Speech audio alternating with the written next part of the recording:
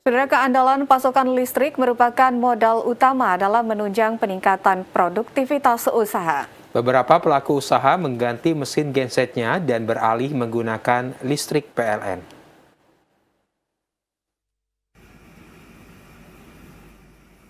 Hal ini disampaikan oleh Budi, seorang pengusaha di bidang agribisnis yang mengawali usaha pada tahun 2000 dengan menggunakan mesin genset berkapasitas 100 kW. Namun sejak tahun 2018, ia mulai beralih menggunakan listrik PLN dengan daya sebesar 555 kW. Diakui oleh Budi, setelah menggunakan listrik PLN ternyata sangat membantu, apalagi listrik PLN jarang padam sehingga produksi beras meningkat dan biaya produksi jauh lebih efisien. Proses produksi tidak akan efektif jika daya listriknya tidak cukup, apalagi kalau masih menggunakan mesin genset. Menurutnya, menggunakan listrik PLN jauh lebih efektif dan efisien. Tidak perlu membeli BBM yang kadang langka, belum lagi harus mengeluarkan waktu, tenaga, serta biaya operasional mesin genset yang tinggi. Saat ini produksi beras di pabrik sudah mencapai 100 ton per hari. Kalau menggunakan genset, biaya produksi bisa mencapai 100 juta lebih per bulan.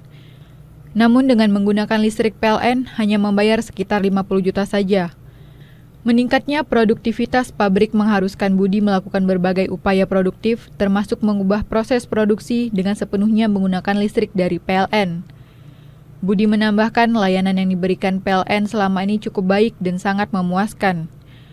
Untuk proses pasang baru listrik dilakukan dengan mudah, cepat, dan transparan. Dalam waktu yang tidak terlalu lama, sudah bisa menikmati listrik dari PLN.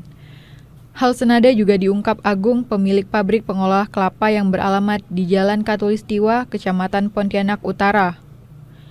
Kondisi kelistrikan di kota Pontianak saat ini sangat kondusif, sehingga seluruh proses produksi yang kami lakukan di pabrik tidak terganggu. Menggunakan listrik PLN dan biaya produksi pastinya jauh lebih murah.